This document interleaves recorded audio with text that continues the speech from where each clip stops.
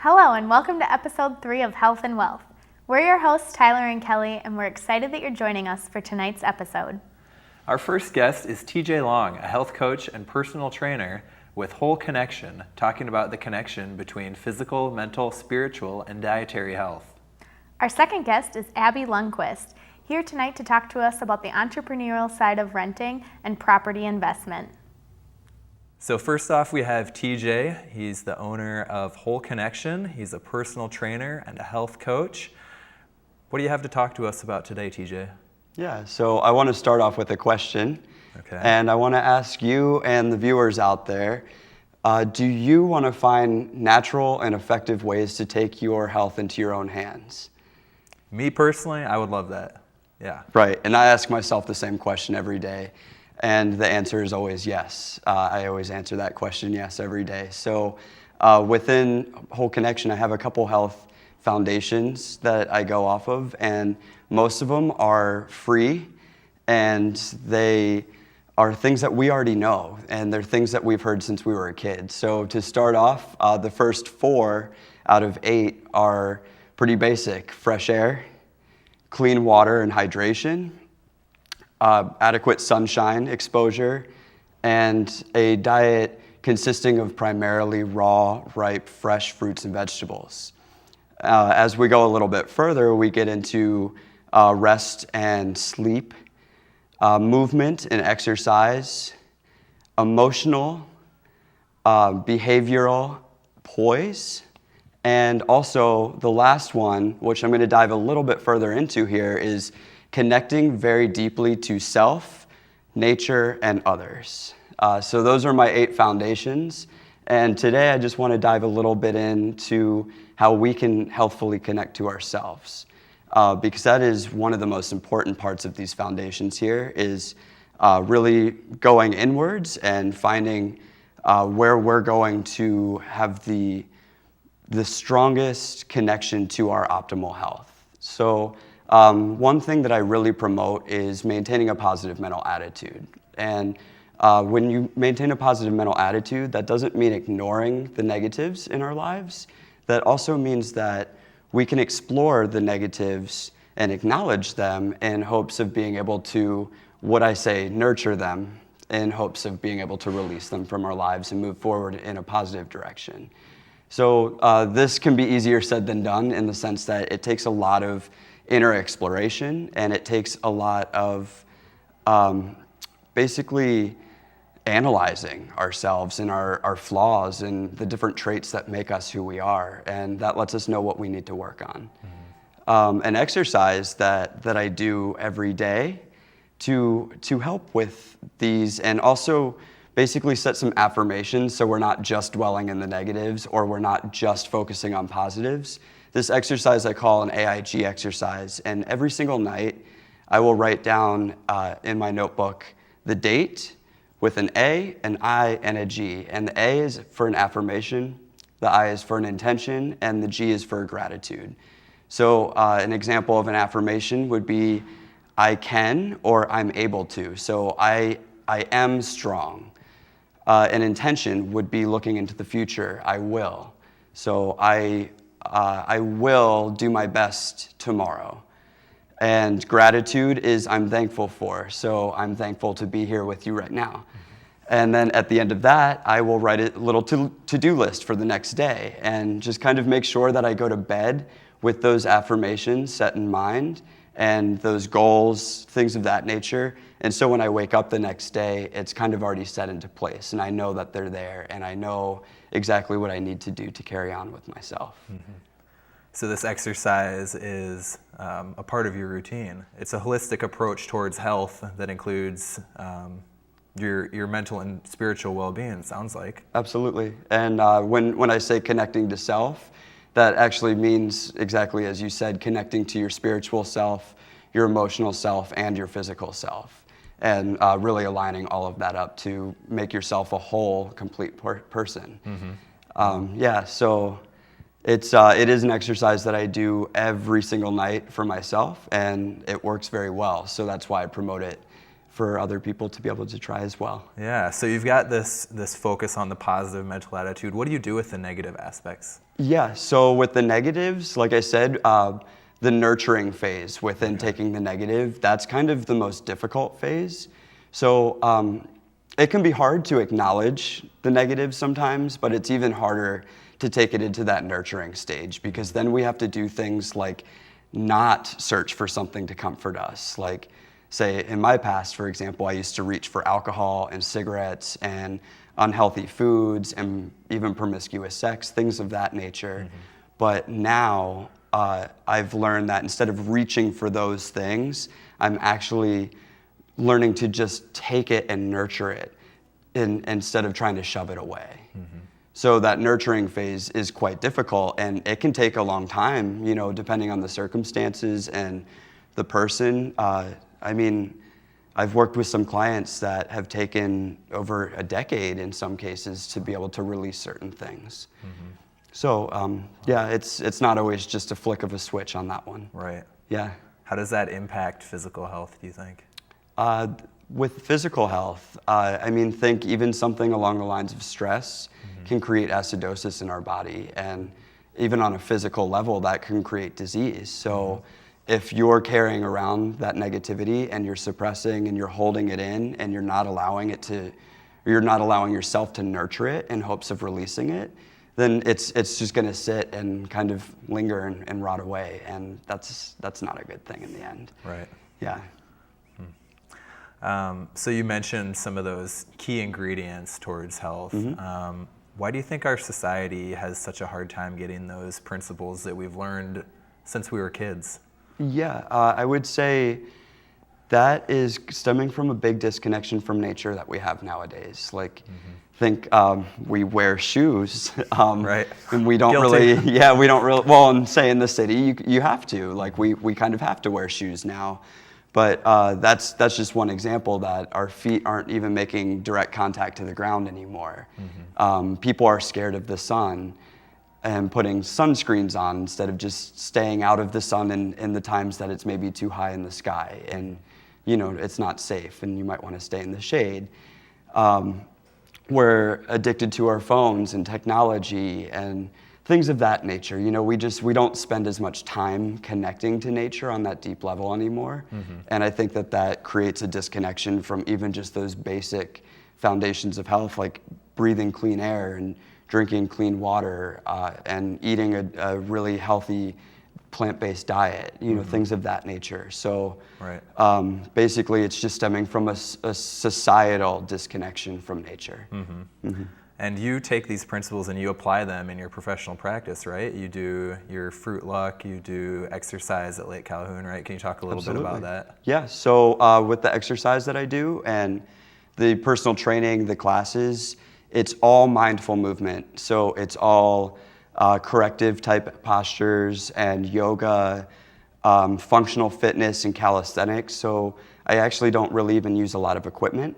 It's very little to no equipment based, and it's really just using your body and gravity and learning how to really be in tune with your body and find things that you're gonna have fun with, like kind of playing and being a monkey, in a certain regards. And you want to have fun with what you're doing and not make it a chore. So that's something that I really promote within the fitness aspect. But I also very firmly believe that they all tie in together. So it's not just about fitness and movement, and it's not just about nutrition. It's really an all-around whole lifestyle. Yeah. Yep. And you couldn't have titled it any more appropriately, The Whole Connection, right? Absolutely. Yep, you got it. Where did your passion come from? So my passion actually came from past of addictions and about 15 years or so of substance abuse. But I mean, even other addictions that I didn't even know I had until kind of getting into releasing addictions from my life. But my passion really stemmed from removing myself from my addictive past and the acknowledgement of understanding that I'm not a slave to my addictions and I don't have to hang on to them for my whole life. And once I realized that I could move away from them And I had this internal power and this internal strength that I could tap into to really move past it. Once I got my footing and, I wasn't just crawling anymore, I wasn't just learning how to walk in that path. Once I was actually able to go on that path, I was inspired to help other people to find that same path too. And when I say that, that doesn't mean that, I dictate exactly what I do is exactly how to do things, because that's not how it works. Everyone is really their own guru, and I'm just helping them find that inner light. Wow, Yeah. That's really powerful. Yeah, thank you. How long have you been doing this? Within the personal training and health field, 2 years now, so Okay. not too long, pretty new into it all.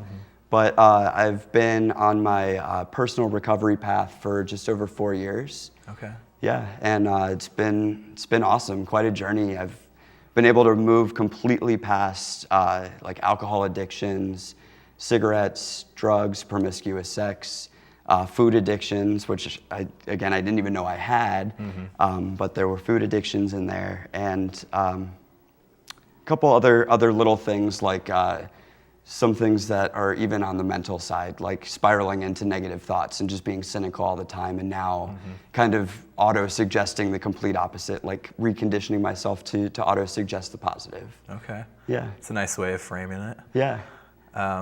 Talk a little bit about your interest in the plant-based diet. Where did that come from? How long have you been adopting it? What benefits have you seen, and why would you recommend your people who take a look at that option?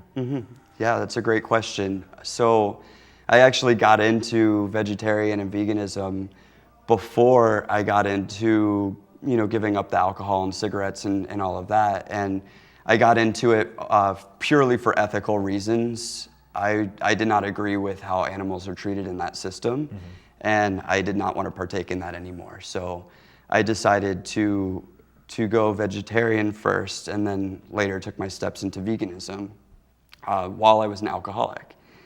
So I was able to prove to myself through that process, this is pretty neat actually, that if I did it for selfless reasons, when it was time to quit drinking, I knew that I could already do it. It was the same process. I just had to do it for myself this time, my own health. Wow. So I really actually promote that going into plant-based eating is a really good foundation for people to be able to get into other healthy areas in their life. And if they want to move into, say, fitness, it's just great fuel. It gives you great energy, and it makes getting into fitness that much easier rather than getting into fitness and then trying to change the diet. I just really think that if you have a good, healthy foundation on the diet, it really sets up so many other areas in life. Absolutely. Yeah, so I'm very passionate about the nutrition side of things, not only for my own personal ethical stances, but also because of how I know that it can tie into an all-around healthy lifestyle. So it sounds like you have people you work with who come from different places in their lives and with different goals. Do you tend to suggest working towards that kind of whole connection, or are there people you work with who only want to work on one particular aspect? What's your approach to that? Yeah, that's another great question. So I always meet people with where they are, and I'll never push people into anywhere that's going to go beyond where they should be out of their comfort zone. Because we need to push ourselves outside of our comfort zone to grow, but I'm not going to be the one to push them out of their comfort zone. So within that, if they're not ready to work on any area within those health foundations, we work on the areas that they need to work on at that time. So if something like nutrition is just kind of too far out at that moment, we might work on some little things within nutrition, but it's not going to be a full blast. It's not going to be full on, you're going to get everything all at once and you need to do this overnight and all of that. It's just like, okay, we're going to work on one meal or, one bite of food or something along those lines. So in that way, it's kind of client-centered is what it sounds like. Absolutely. It's not like you're swooping in to fix people. You help guide them through the change process. Yes, absolutely. And so think the bones and the foundations that I have set up of my program is exactly that. It's just a foundation. It's just the bones, but then the specifics within it go into the specific client. So the muscles and the meat on those bones, that really is just determined by the individual client. Sure. Yeah. Okay. Yep. What else would you like to add? I guess I want to add one thing about my personal life is that I live with a black lab dog. She's 7 years old now, and she really changed my life because I didn't really have that purpose of taking care of myself back when I was in my destructive patterns. And when she came into my life, she quickly made me realize that I had to take care of myself in order to take care of her. So that's another thing that I really am a strong supporter of, is having a companion, whether it be another human or a companion animal, that can really help you. If you're feeling disconnected from something like community, that's something that can really help bring that love connection into one's life. And I just want to promote that because it was something that I think I was missing in my life for those 15 years, you know, and once she came, it was immediate. So that's one extra little thing that I want to throw in there. Great. Well, thanks so much for joining us, TJ. Really appreciate it. Absolutely. Where can people find you?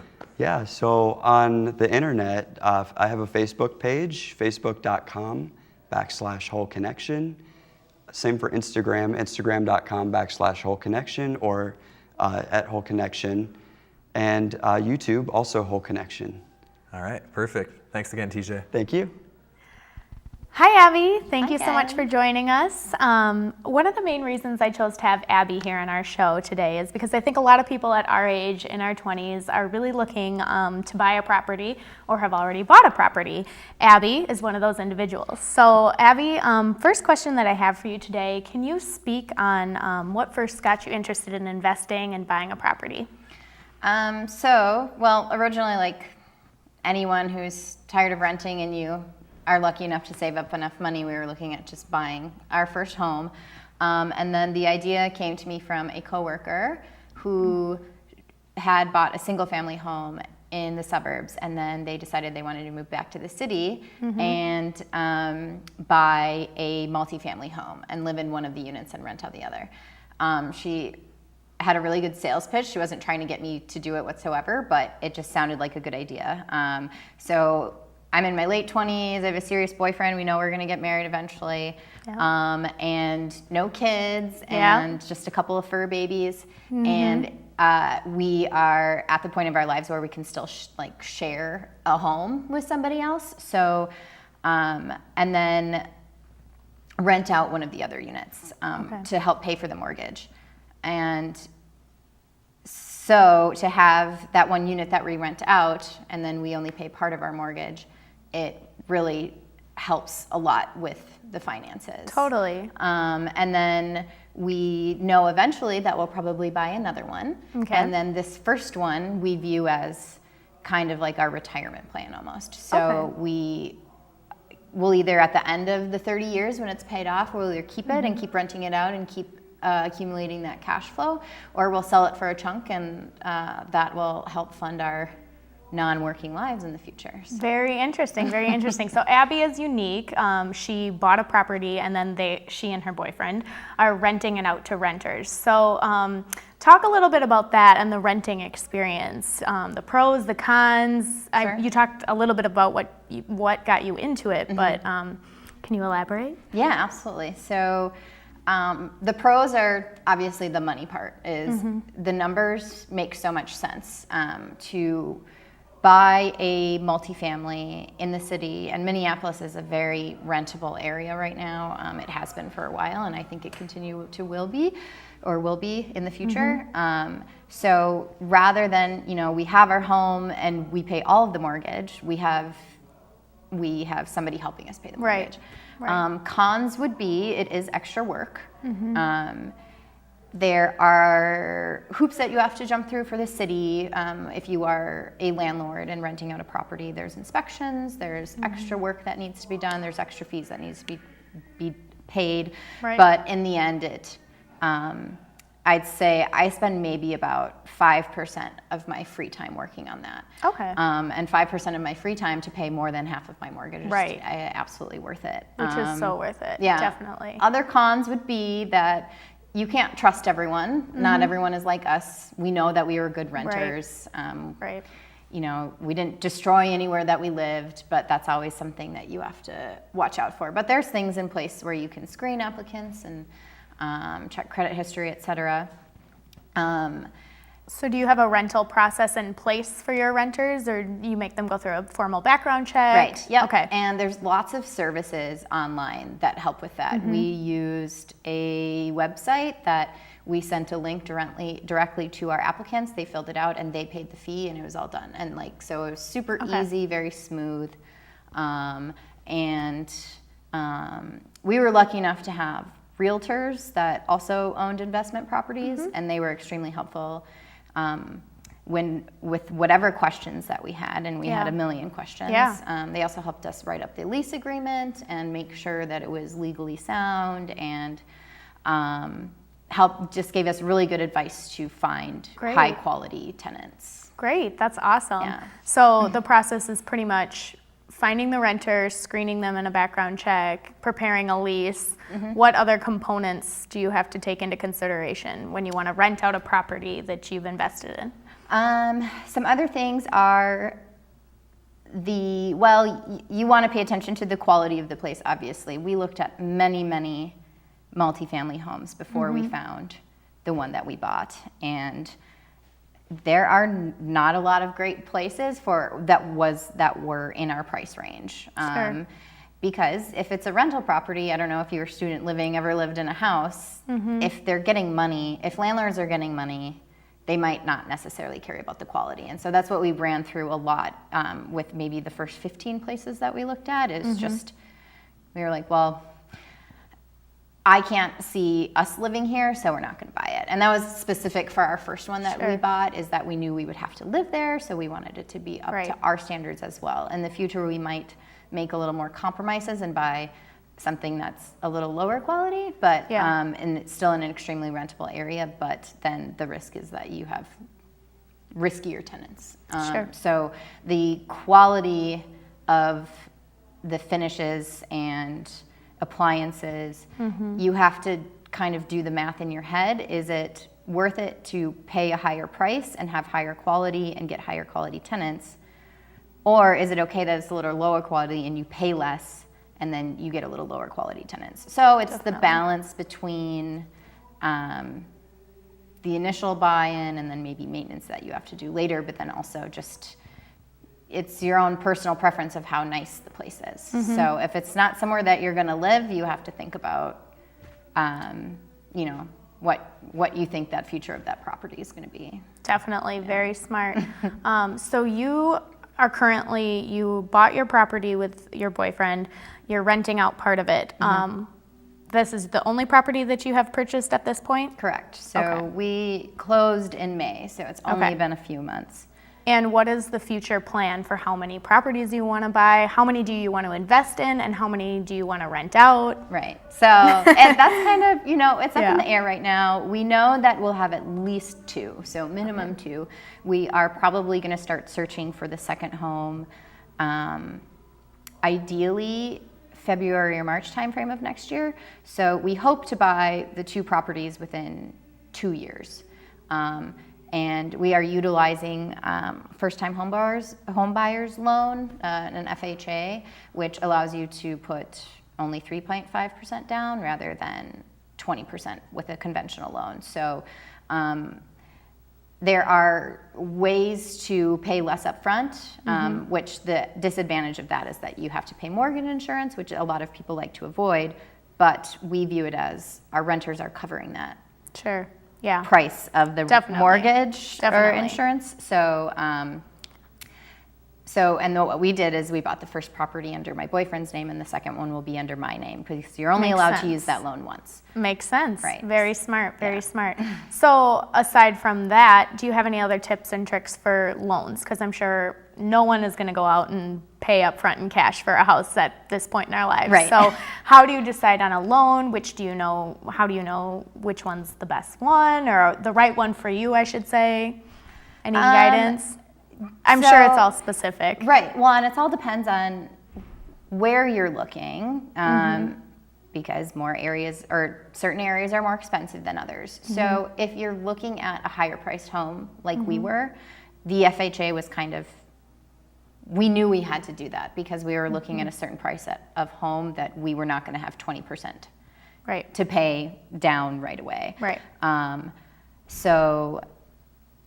But there are areas in the city or even outside of the city that are a lot lower priced, and you might have 20% to put down, and then you won't have to pay that mortgage insurance, which is great. So we did it that way because we knew that they were going to be multifamily homes and that we were going to be getting income from our renters, and we were fine with that. But a lot of people don't want to have that long-term expense associated with the home. Makes sense.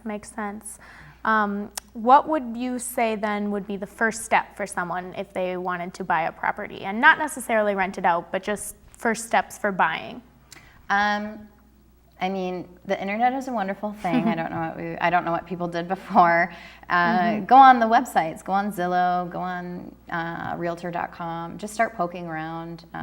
Not everyone has the best pictures, but you can at least get an idea of prices, and most people have at least kind of an idea of what they imagine their home would be, and you can start from there. So do your own research online. I'm on Zillow every day still. Nice. I'm addicted to looking at houses. Yeah. And then from there, reach out to a realtor. I highly recommend you find a realtor that you might find by word of mouth rather than finding a random one. Some of them Sure. require you sign a contract before. So they lock down your business. We found some independent realtors that were amazing and incredibly attentive, and we will be definitely using them in the future. But yeah, I'd say first start your own research online. Second, when you are getting more serious and you want somebody's help to actually set up showings and stuff, find a realtor to Good help advice. you. Yeah. Some people don't want to use a realtor. That's totally fine. I recommend it. Yeah. Closing Yeah. is insanely complicated. And Sure. you Yeah, need I help. would want I a needed resource help. as well. Yeah. Totally. That's a great tip. One other thing I was thinking of while you were saying that, and now I just forgot what it was. Let me move on to the next question. And I know. For people that are looking to buy, what would you recommend as a price point for how much somebody should maybe have saved up, or if they're looking at buying to put down on a down payment, think about the fees for a realtor? Ballpark, what do you think a good price point should be for savings? So that's a tricky question because it all depends on the price range of your Yeah. house. I'll use it as an example. I know in the areas that we were looking, the cap on what we could spend with an FHA. So that's another thing. If you do an FHA loan, there are stipulations of how expensive the house can be. So our cap with the FHA in the area that we looked at was $430,000. And so to put 3.5% down on $430,000 is 26-ish thousand. But then you have to remember about closing costs, which are quite expensive. I don't remember the exact number, but it's going to add another, anywhere from $2,000 to like $10,000 under Yeah. Don't quote me on those exact prices. But, Right. Yeah. Just as a resource. Right. So the percentage down is not where it ends. There are other fees associated with closing. Yep. And then also something that we've learned is that if it's your first home, you are not set up to maintain a first home. So then there's lots of things to buy, like lawn care equipment. Lawn care equipment is a big one. So basically, you would say $30,000 to $40,000 is a safe bet. That's for very people. safe. Okay. Yeah. Good Incredibly to know. safe. Good to know. What are some other benefits of renting purchase properties out? Because I know some people might want to get into that, and you do it, and I think it's a really unique and specific case. So obviously you talked a little bit about the pros and cons, but speak more off of your experience of why you think it's so great. I'd say one of the biggest advantages thus far is it's kind of been a personal growth experience. It's essentially, I mean, we're only managing one unit right now, but in the future we hope to manage, at least 4 to, if not more. It has taught me how to be,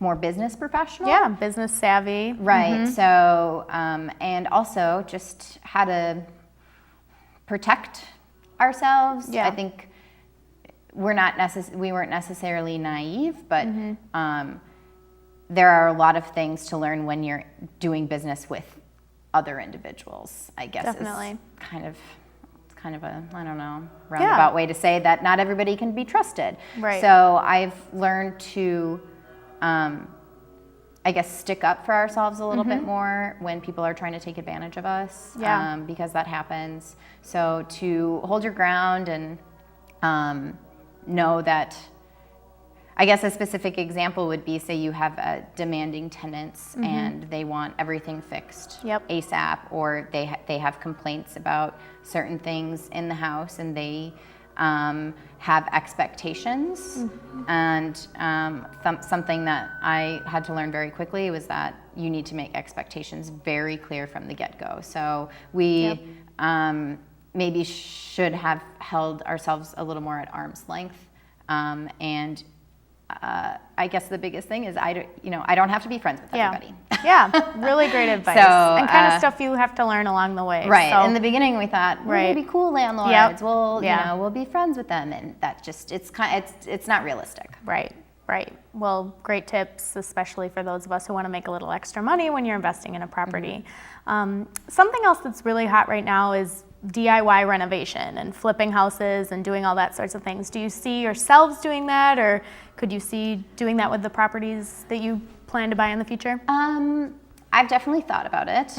I love HGTV, so I got big old ideas in my head, and I think it looks way easy on TV. But in reality, it's not. Right. So I don't think we are against having a project that's a little of a fixer-upper, but an entire flip, I don't think we are prepared for that at this time. Possibly in the future, but I think you have to have a lot more personal wealth in order to start that business. Because as we've learned with certain maintenance issues we've dealt with and upgrades we've wanted to make, it's the dollars go up very quickly, and it quickly becomes expensive. So not as easy as it looks. Right. On TV. It's not something I would jump into right now or within the next 5 years, I don't think. Okay. Really good to know. Okay. Well, great. Any other insider tips and tricks for property investment? You've said a lot of really great things, but any kind of closing remarks that you want to make about it? Yeah, I'd say that everybody's different and everyone's situation is different. Evaluate your life, and if you're at a point where you can spend time on managing a property, don't jump into it thinking that it's going to be the easiest thing in the world, but also don't be scared away from it, because it is a little extra work. It's been very rewarding, and I'm super happy that we did it. We've had some really hard times where we're like, why did we choose this life? But at the same time, we know that it's what's best for our future. So we don't necessarily see the money coming in right now, but we know that in 5 years, once we don't live there anymore and we are making income off of this property, it's going to feel pretty good. So definitely. And it's not for everybody, but I think if you are buying your first home and you know you're not going to live there forever, why not buy an investment property, keep it, rent it out, and buy a second one?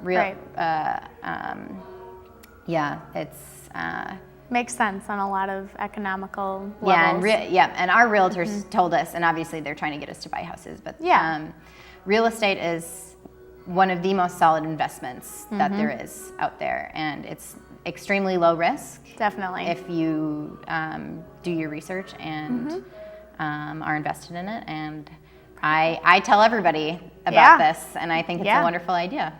Well, thank you so much, Abby, for coming on the show and giving us your advice on property management.